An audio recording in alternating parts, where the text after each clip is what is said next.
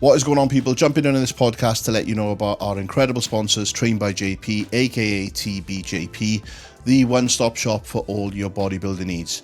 Whether you're looking for supplements or clothing, they have it all. Quite possibly the biggest range of subs you will find anywhere in the world, end of. Whether you're looking for pre-workouts, stim-free or high stim, intra-workout shakes, post-workout cream of rices, vegan supplements, it is all there for you, as well as the highest grade of health subs that you will need in your arsenal. Check them out. It's www.tb-jp.com, and on there you will also find all the clothing which they release multiple times per year, but get your hands on them quick because they are limited drops. Use the discount code MAGIC10 for money off. Help the brother out, and let's get back to the podcast. Peace.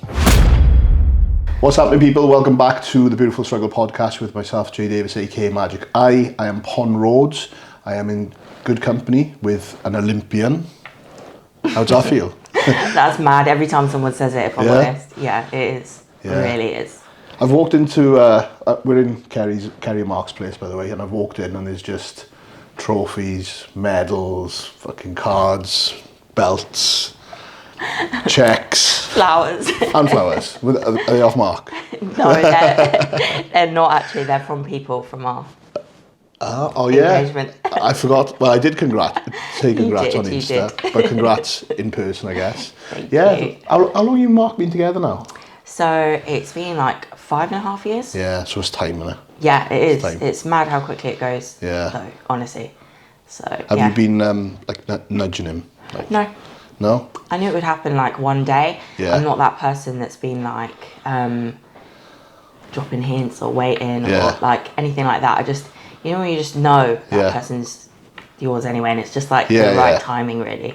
So I guess it was just timing, But it was funny on the day because the way he did it didn't quite like go fully to plan. Right. So we had someone playing the saxophone, and the saxophone started playing our songs like too early, and one of them came on, and it was that You and I by Sonny Ferreira, however you say it.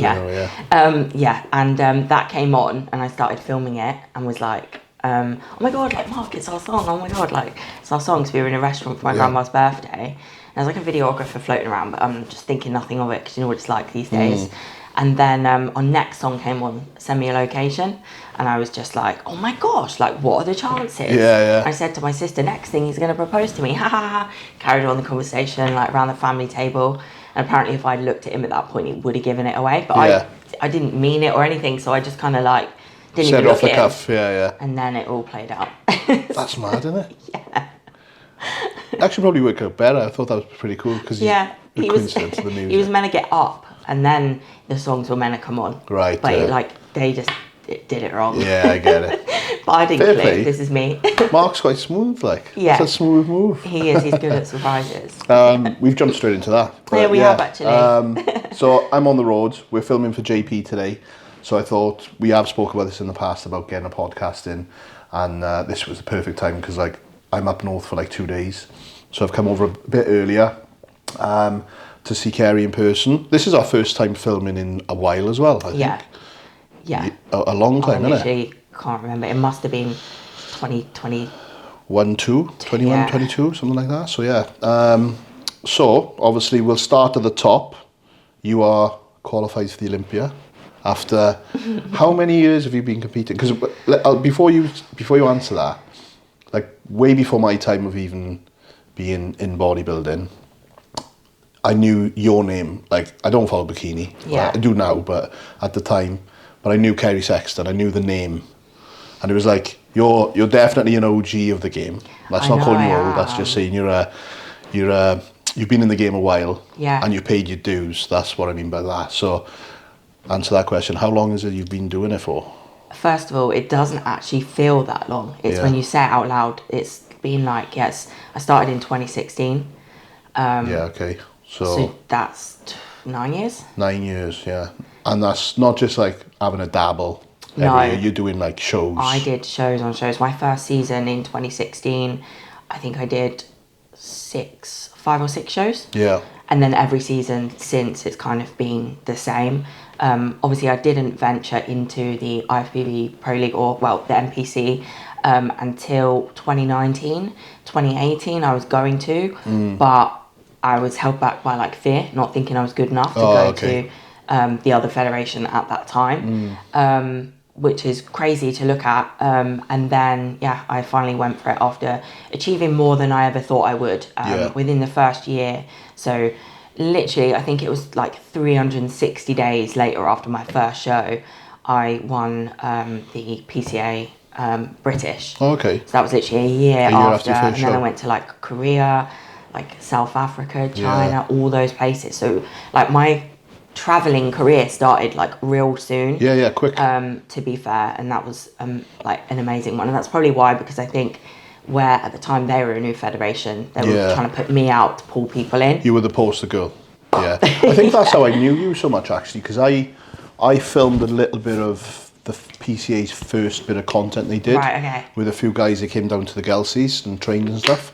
And I think that's when I was like aware of like the PCA and that. Yeah. Obviously I wasn't competing at the time, but I just kind of knew the names, and you were like, I knew like, it was like Guy Harding, Dean White, and then me, Michaela, Emma Hyman, like it was... There was like a pool of people that they were just throwing out everywhere. So yeah, that's when I probably first heard you actually saying that. I actually won the Welsh, was my first ever overall as well. PCA Welsh? Yeah. Oh, yeah. And which is weird because Mark actually did as well. Is that? That was his first overall. See, I get told about this show all the time, Mark, because he just turned up, didn't he? Yeah. And I think Neil Andrews, Neil's coming on the podcast as well. He's one of the Welsh boys, and I think Neil is like one of the guys that continuously won in Wales. And then obviously Mark turned up out of the blue. Turned up, and then I got it. So you obviously, did you know Mark then? Or I like knew of him. Yeah. And then it was like 2019 when we first like. Well, actually, no. He always like followed me. Yeah. And always kind of messaged me just about the journey and stuff like that. And like, lol, I used to lift quite heavy with very bad form if I look back now. But I think it used to like, form wasn't really a thing back then. And like, actually, I had quite a lot of guys following my journey because of like, I used to just lift quite the way heavy you were going at it. batter myself. Yeah.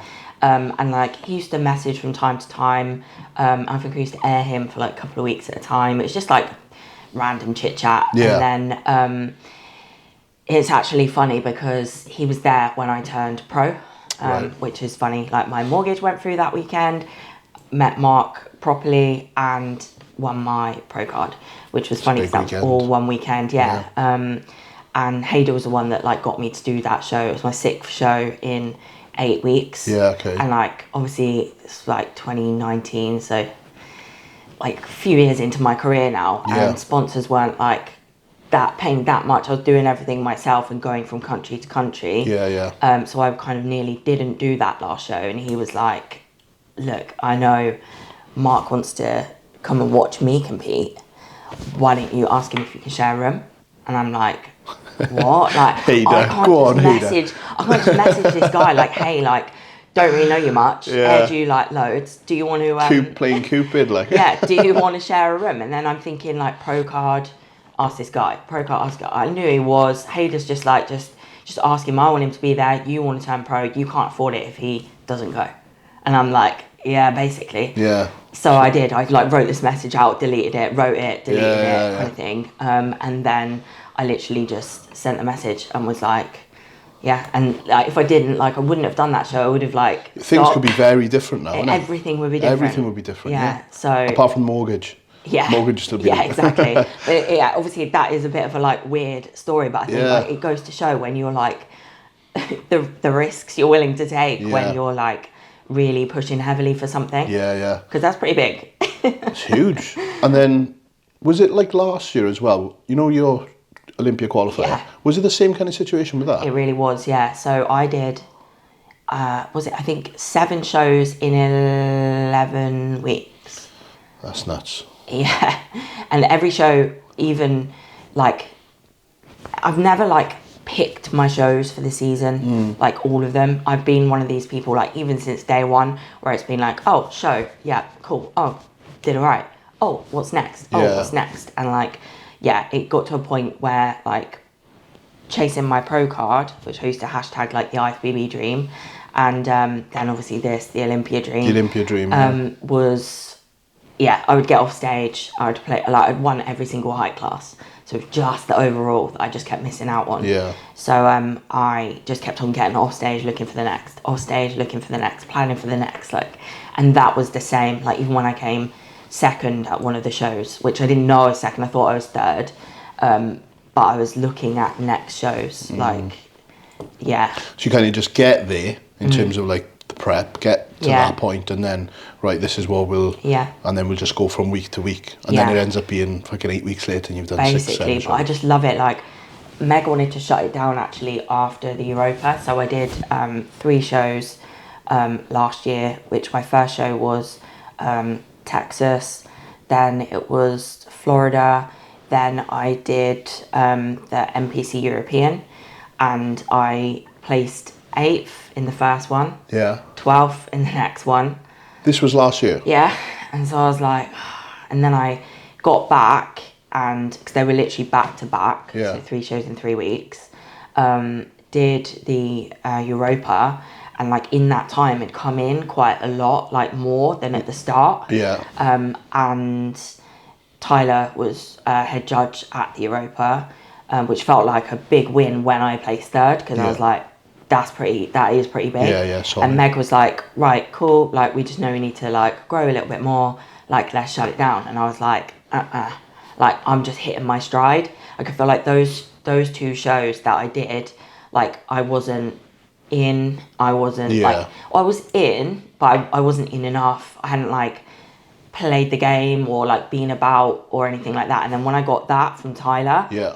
I was like, how can I be done? Like, that's a big jump. And from like one of like the 2 judges you want to get in front of is Sandy, Tyler. Tyler, yeah. So for someone to place you there, I was like, I can't. So I thought Meg would be like, no, like, you know, it's been a hard prep, like, we need to shut it down. But she was like, so I wrote out a message, like, almost like persuading her. Yeah. And Mark's like, you can't shut it down. And then, yeah, I wrote this message to her, and she's like, yeah, sure, we can do another one. And I'm like, oh. And then another one turned into... Yeah. But then I came second at the next one. So it was like, okay, like, every next one was the last one. Yeah.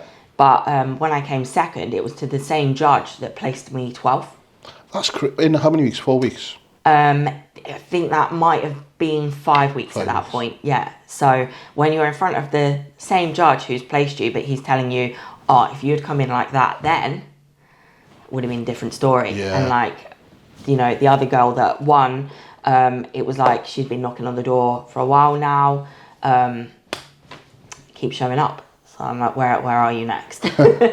Where's next on the calendar? Yeah. So that's kind of how that went. Yeah, that's nuts. But it just shows like that, you know, they always say about like knocking on the door, like when you're showing your face, you're being active. Yeah, that's the thing. And then the next show was second again. And then I think I started getting unwell, like really unwell, to be fair. Yeah. And I think it was at a point where Mark was kind of like, this needs to stop, kind of thing. But me being me, no, I'm looking for the next show. So I went to the next, and the feedback that I had was I came third at that show. So obviously it was like third, second, third. Yeah. And then obviously that's a worse placing. And this is like show 6 now, is it? Show 6. Yeah. And the feedback was that I couldn't hold my core tight. And the reason for that, I could not breathe. I could not breathe on stage. Like, I didn't get rid of the illness. I did, and then it came straight back. Yeah. Like, as soon as I landed, it came back. So like, while I'm out there, I'm trying to like navigate my physique and like the illness and stuff like that. And then obviously after that, I'm unwell. I'm just unwell. And I'm just thinking, what's next? Yeah. And Mark's like, no. And then at this point, we've been given the news about Mark, and he's decided, like with his shoulder, and that he can't compete anymore, and that then he decided to jump in for 5 weeks. Now, like, as anyone knows, like, I do a lot of this stuff, like, at home and that, like, to be fair, he's stepped up. He has stepped up massively, actually. But I had to then think, like, okay, so I'm leaving I'm not told him yet, but like I'm leaving him now at it'll be 4 weeks out from a show, his final show, whereas I can do as many shows as I want in the future, but I'm here saying I'm doing another show. So I was like, yeah, it was really difficult. And he like said, we'll talk about it when you're back. And then I got a message from Meg saying like, and she knew I was unwell and stuff, but she was like, oh, I booked Romania. And I was like, so I messaged Mark like, oh my God, like Meg's booked Romania. And he's like, I thought we were going to talk about this. And I was like, oh, like this is difficult because I know what he's going through. Yeah. But at the same time, like I know it's selfish, but I want to do another one. Yeah. Close. So then when I got back, he was kind of like, this is your journey. Like, you have to do this, but I'm concerned because you're so unwell. Yeah, yeah. And it was kind of like me and Meg. Meg was like, I can cancel it if I'm still unwell. Yeah, yeah. But I was just determined. Like, all it was at that point was like coasting over, trying to get better. Like, you know, sessions aren't exactly like all out balls to the wall. Yeah. At that point. So the illness in terms of like breathing and all that, did that improve? I must say it was like a COVID kind of vibe, you know, went on and on and on. But it did improve whilst I was in Romania. Oh, was and then like I got better then. Yeah. So yeah, it was a long season and like a long push. Yeah, that's heavy. So 7 shows over like what, 8 weeks did you say? It was, no, that one was 7 shows in 11 weeks. 7 and 11. Yeah. 7, 11, yeah. One thing you mentioned there was like the, about the conversations you and Mark have to have. And obviously everyone talks about this being selfish sport, which it is. But then I think a lot of people that say that are saying it from a stance of like myself, where I'm the bodybuilder, my wife's not. Like she goes gym, she trains, she loves it, but she's got no interest in doing that side of things. That I know. But obviously she's like, and she's there as, I know the support that she gives me with my bodybuilding. So I can kind of lean on her with that because she hasn't got that to do on her own. Whereas with you guys, it's like both of you are in you're in the same lane. You're on the same motorway, you're in different lanes. Yeah, absolutely. And then one of you's obviously going like different speeds and that. Which is crazy. So that shows the strength, I think, of you and Mark, though. Yeah, 100%.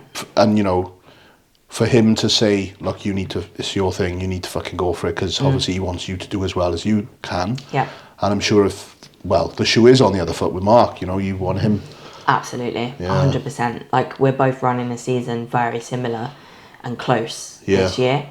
But I'm making sure, like, and I know it's easier for a woman, and like Mark going 40 minutes down the road slams him like for a day, but I'm very close to like a show. We're going to do a show together, but then I've got a few running shows before the Olympia, but I'm making sure I still go to every show because I can't miss his Olympia qualification this year. But I get it, on the other hand, like why he wasn't there at mine was because he needed to lock in. He had 5 weeks. And like, again, like, there's never like a thing about that. Yeah. Like, I'm happy to go off and travel and do my own shows, but I will push myself to make myself be at his because I know he needs like a little bit more help and stuff. So but throughout my whole prep, he went to all of the state shows and the Budapest show, the Europa and stuff like that, and he was my rock because I actually nearly quit that so many times, like right from the beginning, like because of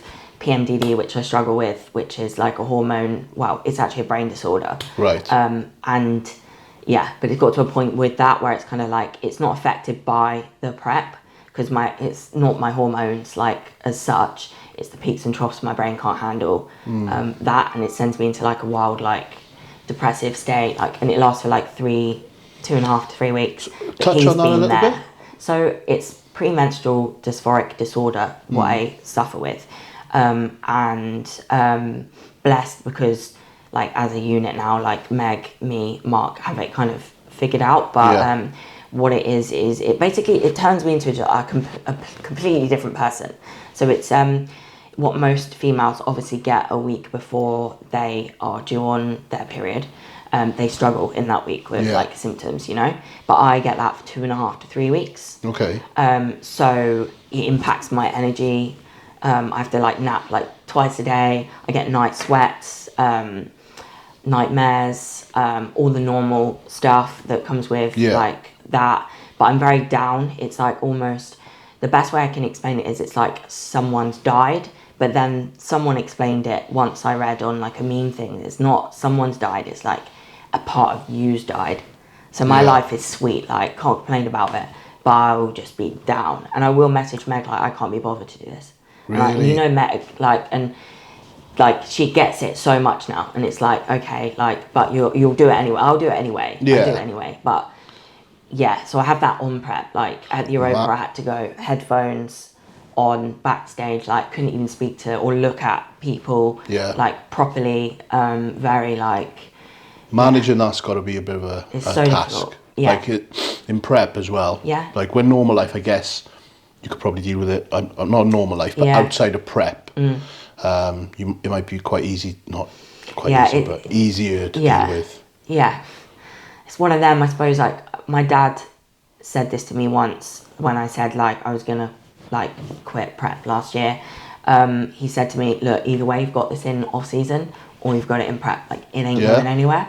So it's one of them where, But I remember I went to, where did I go? I went on my own. You've been in a few places on you. I remember seeing you in China, I think, on your own. I was like, what's she doing in China now? It was last year though, but I remember I kept it super quiet from Meg and Mark how much I was struggling in before one of the shows. And then like I took a photo of like my bed, what I'm waking up in, and it is literally like head to toe. Like if I have tan the night before, it's gone. It's off me. And backstage, like the backstage, like people like Pro Tan know about it. I'm constantly that person that's like, are my armpits okay? I sweat all down my back. Like it's hard. It makes me nervous to be on stage because like I'm like, am I sweating? Is it running? Hard? So it's a lot to navigate, to be honest. And it's one of those things that I think if you think about it more, does it happen more? Like sweating. Like I know when I'm sweating, I'm like, fucking stop sweating. Yeah, and then you sweat more. It is like that. And I think when I do get to like day 14 like of my cycle, which is where it usually happens at a time of ovulation, I think sometimes like if I know it's that day, I can probably go, oh, it's that day, so I'm gonna have this happen now. You're prepared for it. Which can be like, I don't know, a negative thing as well, because you can talk yourself into something that's... Put yourself in that negative mindset it's a really, before it like, even comes. Wild one. Yeah. But you can see all the data through my Aura ring, everything is the same, so yeah. Oh, you wear an Aura ring. Yes. Part of that crew. Yeah, I know, I've had it for so long. Have you worn it for a few years? Yeah. Yeah. I remember when it first came out, everyone was on them, weren't they? But I've never had one. Well, I've got a wedding ring, but it's fucking... It looks like an Aura ring. It looks like one. I just stuck on, I can't get it off. This one? Yeah. It's well bad. Do you wear it to train? Yeah, I wear it just always. Yeah. So do you use that like daily as well? Like daily, yeah. Literally, yeah. I track everything on my sheets, like... And does that get sent through to Meg as well for her to analyse that data as well? Gets sent. Yeah. I mean, it's a good tool to have, isn't it? The one thing I hate about it, I know you wear one, but I hate about the fact that you're having a device tell you if you're fucked or not. I know, Mark says this. I deal with tech so much. Like the camera, I've been on shoots where the camera for whatever reason has gone down on me. And it's not me that's fucked up the job. Yeah. The camera for whatever reason has failed on me. But it makes me look like a prick. I was going to say something else then. Whereas, it's the tech's fault. And that's why I feel like with the Aura ring, it's like the tech telling you you're fucked when actually I'm feeling all right. I'm going to keep going. I wouldn't be able to deal with it. It is one of them. I sometimes like wake up and it says I've had the best night's sleep ever. And I'm like, you feel absolutely rough. not. Yeah. Like I know I didn't. I did not. And again, it's that thing where you said, like when on day 14 where you're thinking, oh, this is the day. So that kind of thing. Placebo. You see that data and you're like, oh, well, I'm fucked today. That's it. I'm not That's what I don't like about it. Yeah, but I think you have to learn to be like quite switched off, or maybe not look at it as much. And not get obsessed by it. Decide what you feel. Yeah. Step back and think, right, am I actually fucked or am I good to go? And I always say that on a different note with regards to like when people are checking in as well. Yeah. Like do your visuals, then do your weight. Yeah. Because most of the time people will take the weight and then be like, oh, it's up. Like, I look rubbish. Whereas if you look at the visuals first, you'll be like, oh, I look really good. Then you get on the scales and then you're like, oh, okay, it's up, but I still look good. Yeah. So, puts you in a different mindset before you see that weight. Yeah. I'm the same. I'm the other way around though. I'll do weight first. Yeah. But yeah, it's very, very cool story. Like, so with the prep for this year, how many weeks is it till the O? It right is now. What were we? May. 21. About 21. 22? 21, 22 weeks. Yeah. Is prep long this year or is it shorter? So I've got 3 shows before the Olympia. I've got one in Italy on the 7th of September. Yeah. Which is a 2025 qualification. And then I've got 2 state shows planned. I'm just waiting to find out if I'm doing the first show in the States or Dominican Republic. Right. Because I'm waiting to find out who the head judge is for the States. I want to get in front of Sandy, ideally, but if she's not going to be head judging at the American show, then I might go in front of Tyler at Dominican Republic. Yeah. So then, yeah, there's, so it kind of goes show, gap, Olympia. Yeah, I got you. Yeah. It's very strategic in terms of like who the judge is. Yeah, it is, and who you want to be in front of It to matters. get like the feedback that you require instead of just, it definitely matters. Yeah, I think people think it's just a case of doing these shows, but obviously you're thinking about it strategically because of obviously who is judging, the success you've had in front of those judges in the past. Yeah, 100%. They've seen your face more. Yeah. It's all a game, isn't it? It is, yeah, and like, well, I won in front of Tarek, who I consider like a good judge to be in front of, and that was out of 32 people on that stage in Romania. So I feel like that was a good one, but I would love to get in front of Tyler again, given that obviously he placed me 3rd, he gave me feedback, and I've put the work in. Yeah. So it would be good to get in front of him.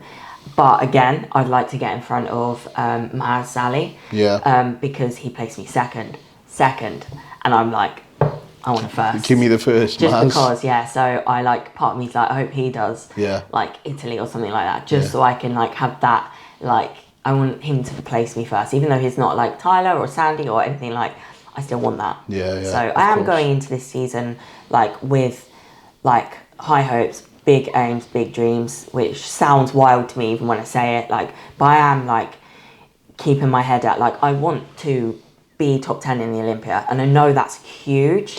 Yeah, but you say that, you know, I remember like however long we've known each other, like you've been putting out there that you want to qualify for the Olympia. Yeah.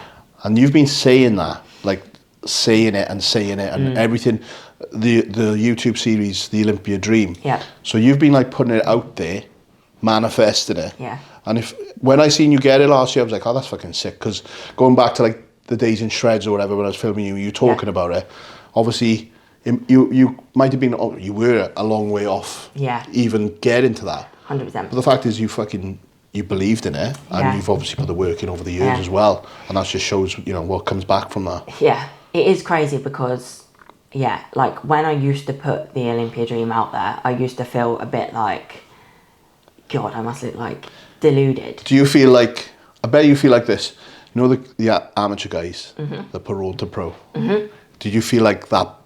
Yeah. The way we look at those guys who have no business saying Road to Pro, did you feel like that? Yeah. Yeah. But I felt like that as well when I was one of those people chasing the IFBB Dream. Exactly. So you've kind of got to be that person. Yeah. It's about how you put it out there, isn't it? Yeah, for sure. Yeah. Like, definitely. But in my pro career, I've done 18 pro shows. And I actually wrote them down the other day because I didn't even know how many I did. But the placings are pretty wild, to be honest. And I think... Even last year's placings, from the way you start... From where it started. I bet that 12th, you weren't thinking by the end of this, I'm going to be... by the end of this season, I'm going to be qualifying for the Olympia. I honestly got to show 3 and I said, I thought I didn't get a look in. I thought the judge, Maz, didn't look at me. By the 4th show, I mean. And I was like, what do I do from here? Yeah. Like, what do I do? I bet you felt anymore. A little lost. My friend was like, no, he looked at you. And I was like, no, he didn't. And then, like, I came second. I said to him, I thought you didn't even look at me. Yeah. Like looking at these, just to read them out. So 2020, Spain, 4th call out, no place in. This is 2020 UK, 1 broke pro, 8th, Italy, 9th. Year after, broke your foot. Year after that, 9th in the UK, 3rd in Italy, 6th in France, 7th in Italy, 9th in Japan, year after, 5th in Romania, 12th in Japan, 2nd in Taiwan. I think Taiwan is the one where I saw you go. Is that like over that was like China or whatever? Yeah. I know it's over that way. Geography's not great. 2024, Texas 8th, Florida 11th. Oh, it was 11th. I was say 12th. NPC European 3rd. So this was obviously that season then. 3rd, 2nd, 3rd, 1st. Crazy. Yeah. That's crazy. And I never saw like, you know, when I've been in environments like in the gym and stuff, it's always been like, Mark, you're going to qualify for the Olympia, like, oh wow, like all that kind of stuff. And I've always just been, which is fine, like I'm not saying like anything to that. Yeah. But I think like, given, if you look at that on paper as well, you would probably never really think like, you would probably think, oh, this Olympia dream is a bit delusional or whatever. But I know just deep inside me, like, I know that like, maybe I don't have the best genetics, but you can't really say that until you've tried and tried because you don't know what that really is. And I know I've always had like an okay structure, and it was just that I just needed to build and refine in the right way. Yeah. But I've always seen it happening, but yeah, I've always felt a bit like, we'll walk into a gym and obviously people mark the sides of him. It's like, oh wow, do you compete? And he's always like, and so does Kerry, and so does Kerry. When's your show? Oh, my shows and Kerry's is like, and people saying to him like, oh, when you qualify for the Olympia, like, I'll be there. I've had people literally say to me, I recorded it on my phone, a conversation I had with someone saying, you'll never make it, you're in Mark's shadow. Really? Yeah, you've not got the look. Is this someone of like stature? It's not, no. Fuck but like, well, fuck them anyway, whether they are or not. Man. It really hurt. It was like two and a bit years ago, I would say. Yeah, I think I said this to you. I don't know when it was. Maybe when we've seen each other or whatever. Oh my goodness. Can we not? I'm going to keep this in the podcast though. No, don't. He's gone. Oh no. He's just chilling down there. We leave that in. The thing is, they keep popping up. I said to, what were you saying? Yeah, no, I think I've been guilty of it. I remember filming you guys. I think it was the Arnold UK prep Mark did. I was there filming, and you were also on prep. Yeah, I didn't get accepted for that. Arnold. You were doing something else though, weren't you? Because you were definitely, because I remember the week after, because Carl was looking at you in the gym. Yes. And I remember after the fact, not in the moment. Obviously, I'm filming and recording. Obviously, I'm just filming like Mark and all that, and you doing your check-ins and everything. And I remember everyone kind of being like about Mark. Yeah. And after the fact, I thought, actually, you know what, she's on prep as well, like, and she's going after it. And I probably was guilty of just, and I think it's due to the fact that obviously he's so fucking big, so it's hard to miss. Of course, I think it just organically navigates that way. It does. But at the same time, I mean, you're proving people that have said things or haven't said things wrong and proving yourself 100%. right. And like, that's why Mark was like so happy that it actually happened this way around. You first. Yeah. He actually said like, Says I'm so happy that it happened that way. Like, because just like, it's always been on me. Like, Mark this, Mark that. And now it's like, she's come through. Like, quietly, whatever, ignored things that have gone on and just kind of come through. Just so bit your tongue. Yeah, but you never know. Like, obviously, given how last season went, like, just because I've won doesn't define, like, a loss doesn't define you, but also a win doesn't define you. No. So, like, this season, who knows? Like, that down the pecking order thing could happen again. Who knows? Yeah. But at least I can go there and go to each show and say, like, I've not stopped working. Like, the whole, I've kept it tight, I've kept it locked in, like, anything and more. Like, I've had a 14-week injury throughout this as well, which Right. I've navigated and like, but I've stayed locked in, Yeah. stayed the course. So I know I've made improvements, which is exciting. Like when Yeah. you can actually see them side by side. So I'm like, I know I've made improvement. What more can you do? What more can you do? You've definitely put the work in from like what I see on social media and everything. You know, it's that relentlessness that is a common thing amongst the guys that do those kind of timelines over years and get there. I wanted to touch on you being coached, obviously, by Meg and that. Yeah. So I know, obviously, you're a bit of a free spirit, and like you said, like with your training in the past, you used to fucking train hard, heavy. Yeah. The seasons, you're. I want to do this. I want to do fucking. I'm doing that. 17 shows or whatever it is, Yeah. right? So, how is it the relationship with Meg, where she has to kind of rein you in? Is that always a difficult one to manage in terms of like if you're wanting to go there? Yeah. And Meg is obviously, because she's the coach and she's obviously standing back and probably knows better.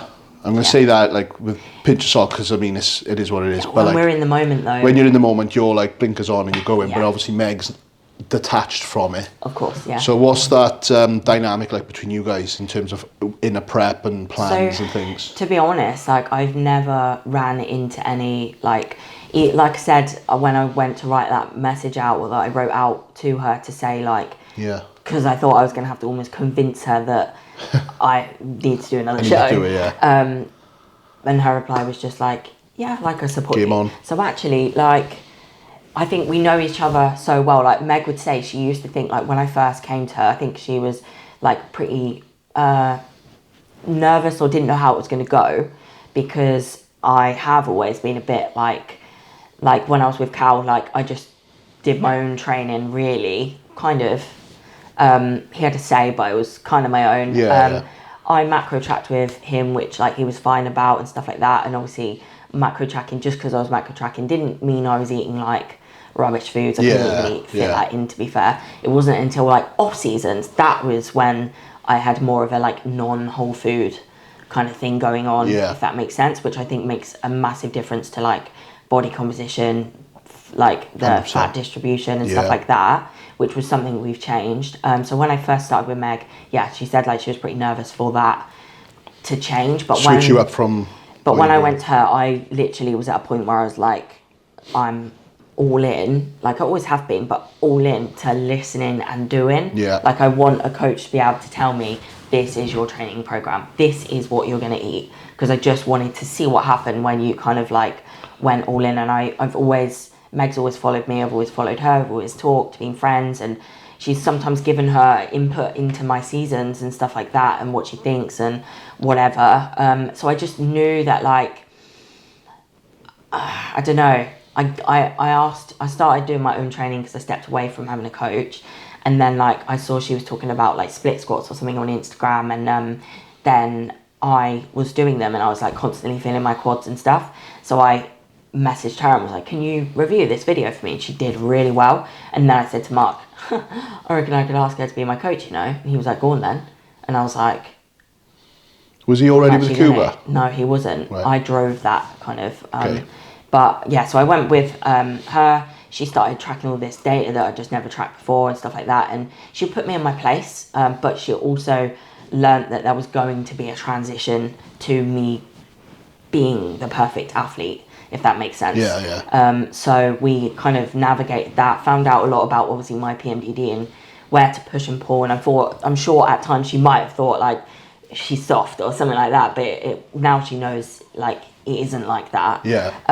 But yeah, now like I don't know, we seem to always come to like an agreement. We've never yet had any situations where it's kind of been where she has to really like jump in and tell me like no or anything. It's kind of like we're quite good in that aspect. How long have you been together now?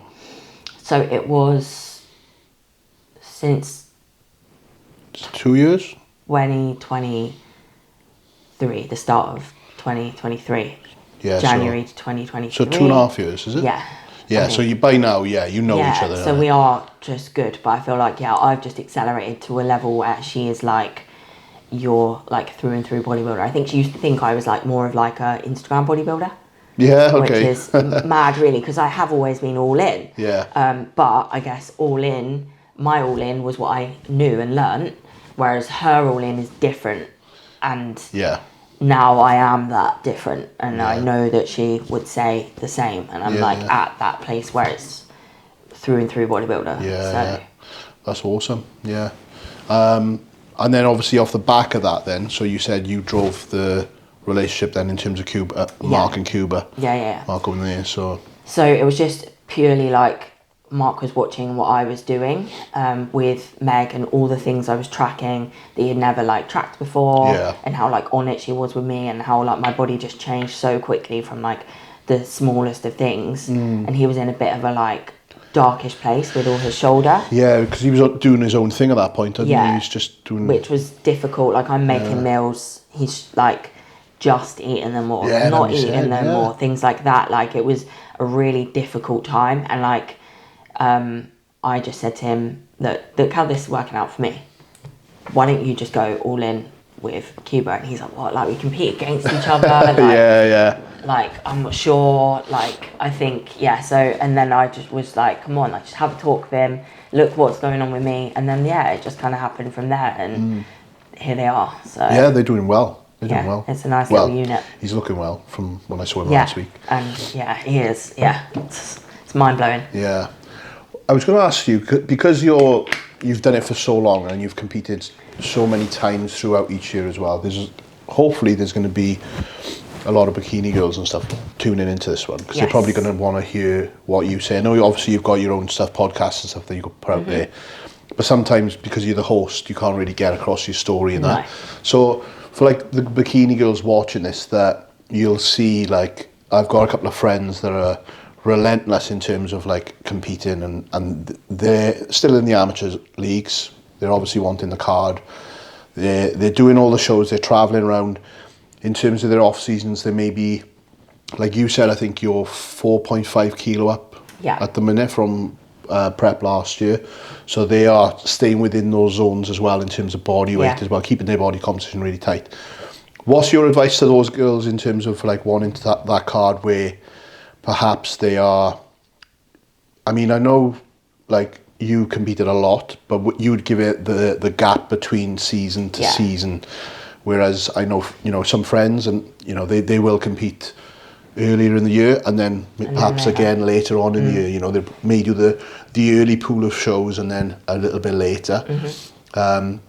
Would you advise that, or would you say take the time? Because obviously you get in front of the judges more often. Yeah. But like body-wise, improvement-wise, what would you say in terms of that? So I guess it's a hard one unless I kind of know the individual, I suppose. Yeah. Depending on like the amount of muscle mass they have, etc., etc. But I think your body does need a good break to come back like fresh. So I think staying, what is the word I'm looking for? Where you can look objectively, is that what I'm trying to say? So like try and like have honest people. Yeah, I got you. Honest people, and be honest with yourself, because it's all very well doing the shows, but like I only ever really did that in like the amateur ranks when I was getting like first, and it was very close. Yeah. Otherwise I probably would have shut it down and listened to feedback and gone in to improve. Yeah.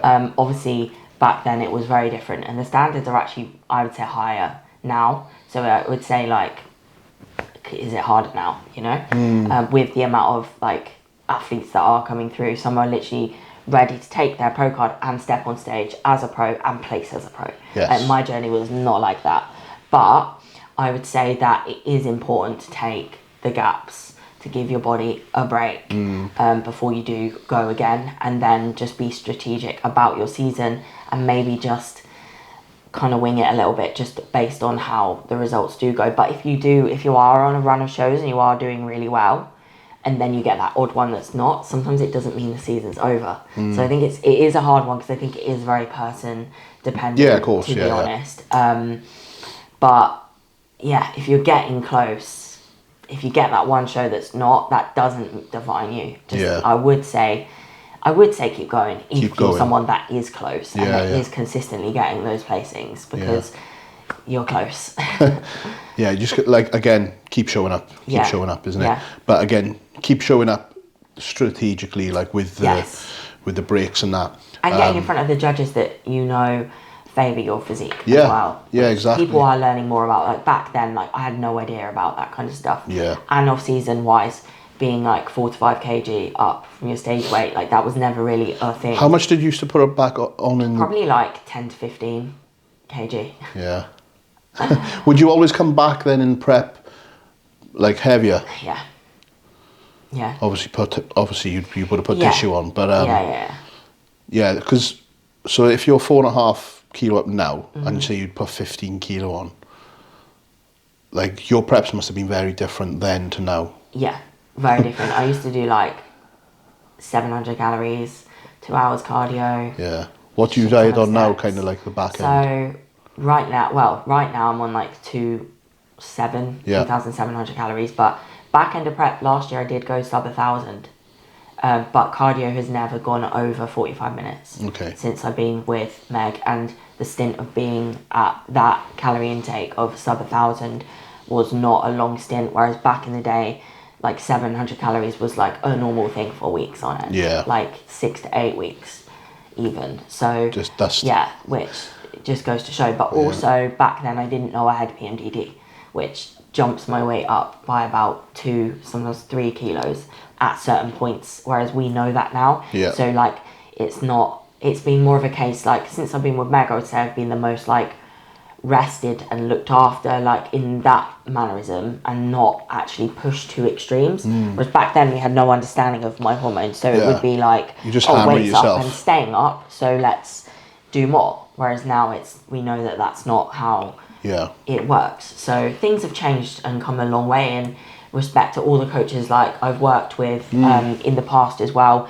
My knowledge to how I coach people now versus then, like, you know, and I'm sure even like other coaches would like, I don't know, love to have their time with me again because they know something different, or I know something different about me. And that's the same, I can say that about my clients, you probably can yours. You wish you had that same time again with someone else. Definitely. You've learned different things in the industry, and I think that's what keeps it exciting. But and there's never anything to knock, is there, about anyone on your journey, because we're always learning. Exactly, yeah. I mean, they're all a chapter in the book. 100%. And they're all Would a be chapter where in the I book. am, like, without any of them, and for their individual like mindsets and things like that. When did you don't have to go through each coach, but when did you first sign up with a coach? When you obviously started competing? It was like 6 weeks out, and it was just someone from my local gym. From that first from my first ever show. Okay. 6 weeks out, I think it was.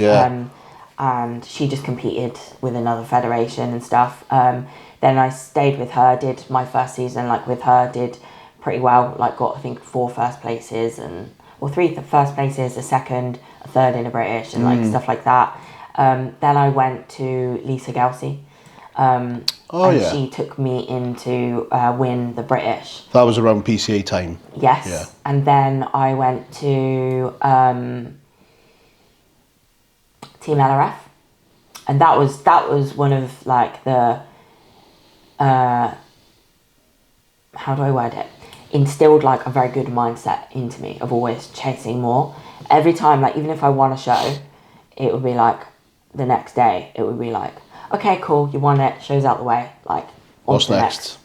And kept me very like almost like I didn't really dwell or celebrate things, but it was the same like you didn't have time to. When I played football as well, like back in the day, like, you know, my coach would have us running laps if we were a minute late, like for every minute you were late, it was a lap. If you're sick, good, you're sick, get up, start running again, drop your head, go spinning the next day. So I've always had quite a lot of like discipline around me, and Rob was definitely that. Then I think I did a bit with Jordan Peters at one point. I can't remember when that was. That might have been after Lisa Gelsey, before LRF. Then I stayed with him for a while. Then I got Ricardo Pinin from Brazil, who was Issa Piscini's coach when she won the Olympia in 2019.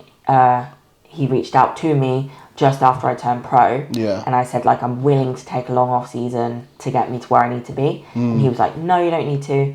and like, yeah, he took me on, and that was huge. Like, that was huge for me, because I was like, wow, like Miss Olympia, Olympia's coach has like seen me and like, wants to wow. work with you, And then that didn't quite go the way I like expected, and again learned something from everything.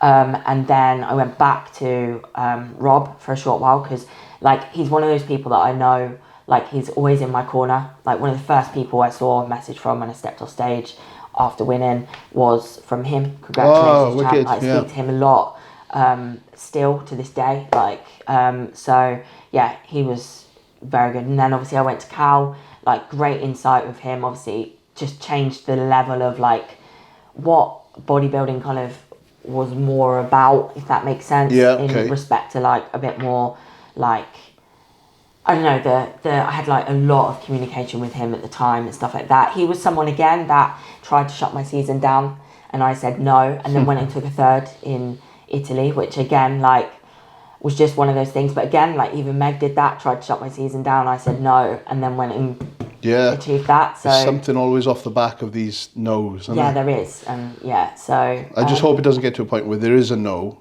and then you keep going, and then for some reason it fucking goes tits up. That has happened. In like Cal's defense, I shouldn't have done Japan back then. Like we did Italy, came third, and like now I look back, like he kept telling me no, don't do it. I'm not going to prep you for it, and I was like, well, I'm just going to prep myself then. And then he took over, and then like from that he just took over, and then I ended up coming 12th, and I would never like it wasn't his fault at all. He did his absolute all with me. It was me. And I hold my hands high, and sometimes that is the case. With one thing you've mentioned, obviously on that list there's a lot of countries on there, so there's a lot of fucking traveling, which I can imagine is a lot of money. Like especially like before the card and then this Olympia qualification, I'm sure like there's been some money spent into it. Do you ever look at that and think, should I be doing that financially, or are you like, I fucking need to do it, it's pointless worrying about it, deal with it when I come back? That pretty much. And I think like it comes down to one of those things as well. You have to realise in this sport, so when I first got into bodybuilding, I think like it was very much, I had a job at Asda. I did like personal shopping and stuff like that, and I had lots of other jobs since. Air hostess, worked in a bank, worked in Tesco's, Asda, and the co-op, like so many different jobs. It's funny because I was really naughty when I was at school and wasn't really going anywhere at all. And my dad always said to me, you're just going to work in a supermarket one day. No offence to obviously anyone that does, but he was like, that's all that your life has in store for you, the way you're going. Like, because I had anger management, like I had it was bad. High maintenance. High maintenance. And that's funny you say that, because the only reason why I went to college was because one of my teachers sat me down and was like, you've got, where are you going in life? And I was like, don't fucking know, don't care. Then she said, look, you can do BTEC sport. I had no GCSEs, I haven't got English, maths. Like, don't ask me how I got a job in a bank. Anyway, we move. And air hostess and all that kind of stuff. But this person sat me down and said there's trials for a football academy. If you trial and get in, but you have to do a course like alongside that. So I loved football. So I was like, right, football. So like went down that route, got offered like scholarships, things like that. But it was the first, I trialled out 60 girls, got through. Then I went on to the BTEC to do it, and got told, like, if your work's not complete, you're match banned. Like, you're not going to be playing. I thought, yeah, right. Got through, obviously, the trials, and then, like, got match banned because I didn't do the work. So from that point, I switched it on and ended up finishing with, like, D-star, D-star, D-star, which was, like, the highest you could get. And my teacher used to call me high maintenance at that point, because I would always be like, mark the work now. Like, mark it now, I want to finish term 3 months early. Because you could with BTEC and stuff like that. So, yeah, that went down that route. Then I started when I worked for Asda, I wanted minimum hours so I could sleep and rest as much as I could to put into bodybuilding. And I thought bodybuilding was going to pay my future. And you quickly learn that you have to do other things in this. And that's something that is very important that you realise if you are coming into this sport that as much as like, cool, you've got an IFBB Pro card, here's what you make of it at the end of the day, to be honest. And you have to, I found that you have to repeat the same disciplines in like bodybuilding. You have to put that same energy into life as well, because otherwise you are a bodybuilder that will just retire as a bodybuilder and go and work back in ASDA. Yeah. Otherwise, or if not, you can choose another path where you put your all in and work on the side. Well, side hustles, I say, they are your main job, you know. So work on those things, and how you do anything is how you do everything. Yeah. Patience, time, consistency grows muscles, grows business. And that's something I think a lot of people should take away. And the mental fortitude, I've said this in the past, the mental fortitude you build from bodybuilding, if you can learn to apply that to like work, know that I get it myself, like with everything I do outside of my training and that can take that to a different level as well. 100%. Because you've got, obviously you coach. Yeah. Are you still doing the brand? You had a brand? Yes. So we have got a brand dropping. I had a brand before, Pretty Strong. That's no longer. Pretty Strong, but me and Mark got a brand dropping. Oh, nice. Very, very soon, which is really, really exciting. So I didn't know about that. I was on about Pretty Strong because he had straps on the other day. And I was like, oh yeah, she had that, didn't she? Yeah, no, I didn't. Just didn't gel with me in the end. Didn't like the name, the colours, everything. And so we've got something new, which we're literally so close to launching now. Oh, wicked. We'll look out for that. Yeah, I've got that, and obviously posing, trained by JP. Yeah. But it is hard. Like, we go to bed at 8:30, and like training takes a huge chunk out of the day. Then like, you know, the podcasts, these things. Yeah, she's filming today like 3 times. 3 times. We've got this.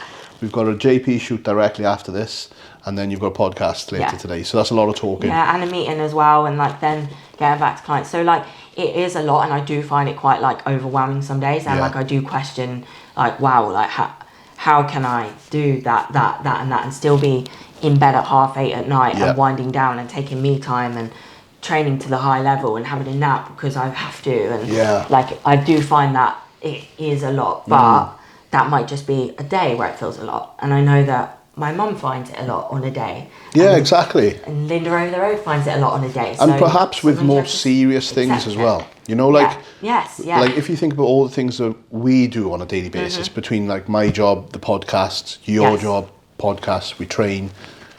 There's people out there that are dealing with real shit, and they're having to deal with that.